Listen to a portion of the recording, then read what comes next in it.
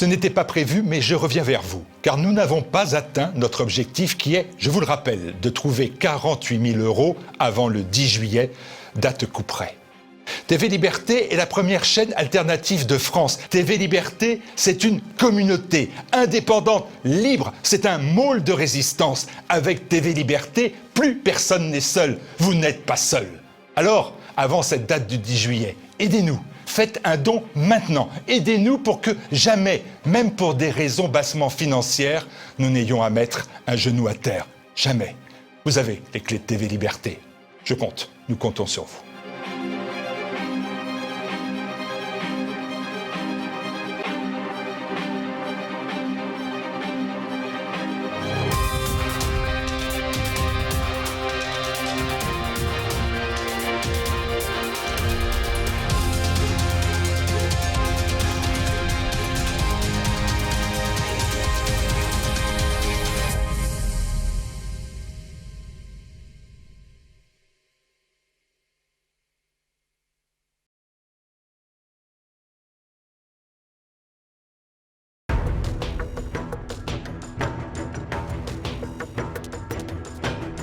Deux invités pour ce Zoom du jour avec Alexis Forget, bonjour. Bonjour Martial. Et Sylvain Durin, bonjour. Bonjour Martial. Bonjour Sylvain Durin. Nous avons déjà accueilli à TV Liberté pour présentation de votre ouvrage. Vous êtes effectivement écrivain, éditeur et aussi reporter. Vous avez fait sur TV Liberté un superbe reportage. Je vous invite à regarder sur le Liban, qui vit une actualité très douloureuse, même tragique en ce moment. Et vous êtes accompagné d'Alexis Forget, ancien militaire, pour évoquer une idée, alors que j'ai trouvé incongrue, tellement incongrue que j'ai trouvé formidable, c'est que vous avez décidé de créer ex nihilo une librairie conservatrice indépendante, pas à Paris, mais dans une des plus belles villes de France, Nancy. Est-ce que je me trompe ? Ce sera la plus belle ville de France. La plus belle ville de France, on laissera les futurs visiteurs en décider, mais en tout cas, non, pour nous, on s'est dit en réalité, dans le monde dans lequel on vit aujourd'hui, est-ce que ce ne serait pas le meilleur moment pour faire preuve de courage, en fait ? Et ce courage-là, on a décidé de le mettre tous les deux, ensemble, depuis notre rencontre il y a maintenant 4 ou 5 mois.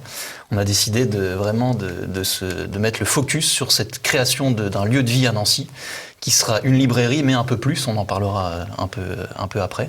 Donc oui, c'est une idée qui peut paraître surprenante, mais qui pour nous semblait même vitale en fait dans le monde actuel. Alexis Forget, vous êtes rencontré par hasard avec Sylvain Durin ? Alors oui, effectivement, par hasard, on dira peut-être par l'action de la Providence, mais avec Sylvain, on s'est rencontré, je l'ai rencontré à un salon du livre, le salon du livre de Saint-Nicolas-de-Port. Ouais. À côté de Nancy. À côté de Nancy, tout à fait. Où, connaissant les ouvrages de Sylvain, j'ai découvert par hasard qu'il était lorrain, qu'il était nancéen ou presque. Et effectivement, suite à cette rencontre, je l'ai recontacté quelques temps après, une semaine, 10 jours après. Et effectivement, j'ai abordé avec lui ce projet qui me tenait à cœur depuis des années et que Sylvain partageait. Une création d'une librairie, plus qu'une librairie, peut-être un lieu de vie ? Oui, c'est l'idée, effectivement. Alors, d'abord, ce sera un commerce, effectivement, puisqu'il faut bien faire rentrer les subsides. Mais effectivement, par-delà les ouvrages que nous proposerons, des ouvrages centrés sur le conservatisme à travers 3 gammes principales, qui sont en premier lieu tout ce qui est philosophie-religion, tout ce qui est histoire et sciences politiques, sciences des idées, et en 3e lieu, régionalisme. Effectivement, on souhaite en faire un lieu de vie, un lieu où on pourra présenter des expositions, où on pourra organiser des séminaires, des conférences, des dédicaces, des lectures, des cercles. Et effectivement, on souhaite en faire un lieu local du conservatisme. Oui, Sylvain Durin, on va enfin parler de la Lorraine. Barès. Enfin. Pourtant, j'essaie dans les numéros de l'Incorrect, pour ceux qui lisent le magazine, de faire transparaître cette identité lorraine. Mais la Lorraine, c'est une très grande région historique. Sur son sol a eu lieu quand même plusieurs guerres. On a produit, entre guillemets, des grands personnages. On peut parler notamment de Sainte Jeanne d'Arc, qui vient de Don Rémy. Donc je renvoie, par exemple, au numéro de l'Incorrect du mois de mai de 2020, parce qu'on fêtait le centenaire de la canonisation de la Sainte. Donc, Barès avait un rôle, déjà, le Lorrain. Exactement. Donc ceux qui viendront nous voir à la librairie pourront très bien aller visiter la basilique à Don Rémy, et la maison natale également de Sainte Jeanne d'Arc à Don Rémy. Et personnellement, pour moi, c'était vraiment la continuité logique de mes entreprises depuis une dizaine d'années. C'est-à-dire la création d'une radio avec Radio Lorraine Enragée, qui est toujours sur YouTube, et qui sera une radio à partir de septembre, qui sera diffusée en continu sur Internet.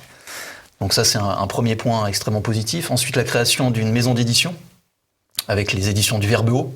J'en profite pour dire qu'on réédite un livre exceptionnel de Monseigneur de Lassus qui s'appelle L'Esprit familial, qui est un livre extrêmement d'actualité à l'heure où la famille est disloquée, et en tout cas à l'heure où le système, entre guillemets, tente de la détruire. Et il me semblait tout à fait logique d'aller jusqu'à la librairie en réalité. C'était une progression tout à fait normale. Alors, dans cette librairie, il soufflera forcément l'esprit, référence encore barésienne, bien évidemment, et à la Lorraine, mais cet esprit, il est pour qui ? Alors cet esprit, il est en premier lieu pour les Lorrains, pour les Nancéens, mais également pour tous au niveau national. Puisque, comme vous le savez sans doute, pour y être déjà venu à Nancy, Nancy est à 1h30 de Paris, comme à 1h30 de Strasbourg. Par le TGV ? Par le TGV, un petit peu plus loin en voiture. Et effectivement, donc on s'adresse en principaux lieux assez locaux. Assez locaux, notamment à ces étudiants, puisque c'est une grosse ville étudiante. Et effectivement réputé pour ces étudiants, pour la fac de droit, la fac d'économie. Et donc c'est surtout à cette nouvelle génération qu'on souhaite porter ce message de conservatisme. Alexis Forget, j'ai bien compris que votre souci, tout ça est encore en gestation, mais votre souci, c'est d'être au cœur de la cité, c'est-à-dire véritablement dans le centre-ville, qui est important d'ailleurs, de Nancy, et pas à côté, en périphérie. Est-ce que ça veut donc dire qu'on va s'adresser, on va être dans le cœur de la vie, on s'inscrit dans la vie nancéenne, on ne se met pas à côté, on ne se met pas en dehors, on ne se met pas dans une forme de ghetto? Non, effectivement, avec Sylvain, on s'est effectivement engagé sur un local en particulier qui se trouve dans la zone commerçante du centre-ville de Nancy, même si ça reste encore à confirmer pour ce local en particulier, mais on souhaite vraiment être au cœur de la cité, être au cœur effectivement des citoyens, être au cœur certainement des étudiants, de cette nouvelle génération qui va porter le combat après nous, ou avec nous, donc on sera vraiment en centre-ville. C'est important parce que il va y souffler l'esprit, mais il y a aussi une forme d'esprit qui est de cette ouverture. Qu'est-ce que ça veut dire ouverture dans votre esprit ? Alors c'est là où le terme de conservatisme, pour moi, prenait tout son sens. Et je pense que je laisserai Alexis ensuite le définir réellement. Mais je trouve que dans le terme librairie conservatrice, dans conservatrice, on comprend ce qu'on n'est pas en réalité. Nous ne sommes pas des mondialistes, nous ne sommes pas des progressistes, nous ne sommes pas tous ces gens-là. Mais en même temps, le conservatisme... Vous êtes des réacs et des ringards, c'est comme ça que les gens emploient le mot conservateur, non ? Nous prouverons la... J'ai fait un Frédéric Rouvillois qui a fait un dictionnaire du conservatisme formidable, il m'en veut encore le professeur. Mais donc c'est vrai que, attention, ce mot conservateur dans la rue, puisque vous allez être dans la rue, ça veut dire réac, ringard, non ? Alors, il s'agit, je pense, d'abord de définir ce terme de conservatisme, de conservateur. Vous êtes là pour ça ? Et effectivement, nous, on le définit selon l'assomption en premier lieu des lois naturelles, mais également de l'essence, de l'héritage de ce qui constitue la société dans laquelle elle s'exprime, et en troisième lieu, comme l'assomption de la dénature de l'homme au secours nécessaire, puis c'est quand même une dimension spirituelle qui est première, qui est principale. Ça ne retire rien à ce que j'ai dit, le mot conservateur est connoté. Oui, tout à fait. C'est comme ça, je m'en désole, moi aussi. Mais il est connoté, mais avec Sylvain, on a fait effectivement l'analyse que ces dernières années, à travers les missions portées notamment à Paris par la Nouvelle Librairie ou la Librairie Française, ou par des télévisions comme la vôtre, ou d'autres radios, d'autres revues, on a vu le conservatisme, le souverainisme, on a vu ces expressions politiques-là, au sens premier du mot, se développer et justement perdre en ringarditude, excusez-moi. En ringardise. En ringardise, effectivement. Les trois, on va le faire. Excusez-moi. En ringardise, et effectivement devenir, si ce n'est populaire, mais en tout cas être entendu par la population qui, après l'héritage, après ces différents mouvements politiques qui se sont succédés à la tête de l'État, commence, à notre avis, à se dire que le conservatisme n'est pas la voie telle qu'elle a été présentée par ces politiques mainstream. Alors, ces mots-là vous font pas peur? Vous avez dit souverainisme, on a dit conservatisme. Est-ce qu'on peut rajouter identité? Est-ce qu'on pourrait rajouter localisme? Est-ce qu'on pourrait rajouter nationalisme? Qu'est-ce qu'on ne peut pas rajouter? Je pense que ce qu'on ne peut pas rajouter, c'est mondialiste et progressiste, tout simplement. Et je pense que à la fois ce qu'a dit Alexis est très juste, mais je pense que même conservatisme, donc, comme je disais juste avant, on voit ce qu'on n'est pas. En même temps, ça nous permet de nous ouvrir à ce que à des gens qui sont dans nos idées, mais avec qui nous ne sommes pas d'accord avec tout. C'est-à-dire peut-être qu'une personnalité qui va venir nous voir en novembre, comme M. Maffesoli, on partage peut-être 75% des idées. Et nous sommes dans un milieu où le fait de ne pas partager les 100%, on va forcément le rejeter. Nous, on va l'inviter, on va lui proposer une tribune, une conférence, une dédicace, et pourquoi pas même des débats avec des gens qui ne sont pas forcément d'accord avec lui ou avec d'autres. Et je trouve que dans le conservatisme, c'est vraiment clair, en fait. On peut vraiment s'ouvrir à un champ assez large. Il y a un spectre assez large, en fait, dans le conservatisme. Et je trouve que c'est le bon moment. on est dans cet acmé-là, en fait. On est dans cette naissance, dans ce besoin. Les gens ont besoin de ce genre de lieu. Et on le voit, les messages qu'on reçoit depuis qu'on parle de la création de la librairie, c'est-à-dire depuis 10 jours, ou même pas, depuis une semaine, on reçoit quantité de messages de gens qui nous disent bravo et merci, beaucoup de merci. Enfin un lieu où on pourra venir, être nous-mêmes, trouver des bons livres, discuter, rencontrer des auteurs, etc. Donc on sent que c'est le moment de le faire. Dans 5 ans, je pense même que ça aurait été trop tard, et il y a 5 ans, c'était trop tôt. Là, on est dans l'ère, même maintenant, le gouvernement parle de souverainisme. Donc on est dans cette ère-là. Alors on va, nous, s'attaquer à le faire vivre dans une ville de province, puisqu'il faut aussi réussir à se décentraliser un peu. La France, ce n'est pas que Paris, c'est aussi des villes partout sur le territoire. Et Nancy aura son rôle à jouer. Et on l'espère à travers notre librairie, mais aussi à travers d'autres pans. Parce qu'il y a des initiatives qui ont été prises depuis plusieurs mois et qui ont fonctionné, je pense, bien évidemment. Ils sont venus souvent en parler ici. Nous avons souvent des partenariats avec eux. La nouvelle librairie à Paris, la librairie française aussi, d'ailleurs. Il y a la librairie Duquesne, mais qui est de plus longue date. À Paris, il y a des modèles qui fonctionnent avec d'ailleurs des stratégies ou marketing quasiment commerciales différentes. Est-ce que ça vous inspire ou au contraire vous vous dites tout ce qui est parisien doit être maintenu à Paris, ce qui ne serait pas non plus incongru? Non, pas du tout, au contraire. Je pense que les 2 librairies que vous avez citées, elles sont pour nous avant-gardistes. En tout cas, elles l'étaient lorsqu'elles ont été créées, ou récréées pour la dernière d'entre elles. Et effectivement, ce sont nos modèles. Alors après, nous aurons évidemment nos spécificités, que ce soit à travers les ouvrages proposés, à travers effectivement l'atmosphère, l'ambiance que l'on souhaitera y développer. Mais effectivement, tout ce qui est parisien n'est pas à rejeter, bien au contraire, surtout en l'occurrence. Surtout quand on est à 1h30 de Paris. Surtout ce qu'a fait la nouvelle librairie vraiment d'être au cœur de Paris. Ça, je trouve que ça a été pour nous très inspirant. Cœur du monde étudiant. Exactement. C'était un symbole puissant. Au cœur du monde touristique, voilà, ils sont implantés et ils sont toujours là. On nous avait dit ça durera 1 an, ça durera 2 ans, mais ils sont toujours là. Et je pense que ça durera parce qu'il y a une demande. On a vraiment senti ça avec Alexis, c'est qu'il y a un manque. Alors à Paris, il n'y a pas de manque parce que vous avez la chance d'avoir 3 ou 4 librairies qui font le boulot, entre guillemets. Mais en province, ça manque beaucoup, et à Nancy, et même dans l'est de la France, ça manque énormément. Il y a très, très peu de lieux comme ça, qui sont des lieux publics et ouverts, où on peut s'y rendre sans avoir peur, encore une fois, de qui on est et des livres qu'on va trouver. Parce qu'en fait, vous espérez dépasser Nancy dans le spectre de contact avec les gens, aller jusqu'à Strasbourg. Enfin, tout à fait. Avec tout le monde diffuser jusqu'à Strasbourg. Avec les conférences et les dédicaces qu'on va organiser, ce seront des auteurs quand même assez connus. À la fois dans le milieu et dans l'autre milieu, mais pour des raisons différentes. Donc on espère tout à fait que des Strasbourgeois viendront passer une journée avec nous pour les conférences, les dédicaces, etc. La zone de chalandise, si vous me permettez cette expression, vous êtes une entreprise commerciale aussi. Est-ce que ça va d'où à où? De Reims à Strasbourg? C'est ça que vous visez à peu près? Oui, c'est ça. Metz, bien sûr. On n'aura pas la prétention de dire le Grand Est, mais effectivement, la Lorraine en général, les départements et les régions voisines, effectivement, ce sont nos terres de prédilection. Évidemment, on aura également un site internet pour développer les choses, et notamment pour la vente, mais également pour faire part à chacun des événements organisés. Mais oui, on a cette vocation important, régionale. Alors, vous m'avez dit en entrant, j'avais l'impression que ça vous tenait à cœur, on va vendre de la bière locale, dans un premier temps. Surtout moi pas, mais maintenant. Oui, c'est Sylvain Durin. Alors, c'est pas rappétence ou c'est pas, ou parce que ça rapporte ou parce que c'est non, c'est pas rappétence plutôt. Ouais.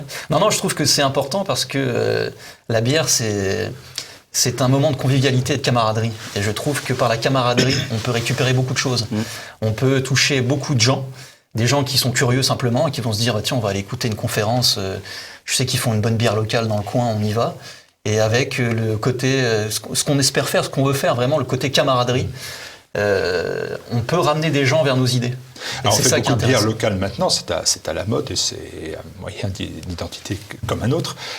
La Lorraine, c'est historiquement... Il y a la bière de Champignol qui est historique. C'est vrai. Il y a la bière aussi de Saint-Nicolas-de-Port qui a repris son activité il y a, je ne veux pas dire de bêtises, il y a quelques temps, on va dire, il y a quelques mois. Et il y a beaucoup de micro-brasseurs qui sont un peu partout en Lorraine. J'en salue un notamment qui s'appelle Guillaume et qui est dans les Vosges et qui fait une très très bonne bière locale. Et qui sera évidemment, quand on aura cette fameuse licence 2 dont nous parlons tout à l'heure, le plaisir de proposer aux gens. Donc on ne sera pas un bar, évidemment, Mais c'est dans cet esprit de camaraderie, parce qu'il faut justement dépoussiérer tout ça, tout ce qu'on a dit sur le conservatisme. Nous sommes des gens tout à fait sympathiques et plutôt chaleureux, et on aime vivre en fait. Et ce qu'on peut pas forcément dire du camp d'en face, qui sont des gens qui ont l'instinct de mort beaucoup, nous on a l'instinct de vie. Alors, le camp d'en face, je ne sais pas à qui vous faites allusion, mais enfin ils ne vous ont pas attendu pour faire des cafés alternatifs partout, notamment dans le nord de l'Europe par exemple, et ce sont des lieux de vie comme des autres. Pas obligé de les fréquenter, mais néanmoins, c'est aussi cette volonté de vivre. Alors, quand je parlais de l'instinct de mort, je parlais plutôt des idéologies, mais effectivement, je vois tout à fait les groupes auxquels vous faites allusion. Et ils ont effectivement cette force que nous n'avions pas avant, je trouve, qui est une force de l'action. Nous étions beaucoup dans les idées, dans l'abstrait, dans les grandes théories, et ça manquait de concret et vraiment de réalisation concrète des choses. Et c'est pour ça qu'avec Alexis, on a décidé évidemment de ne pas abandonner la théorie, surtout moi qui suis écrivain, la théorie, je l'aurai toujours en moi. Mais au moins, on fait quelque chose, on bâtit, comme disait Céline, ce qu'il faut être, c'est un constructeur, et pas un destructeur.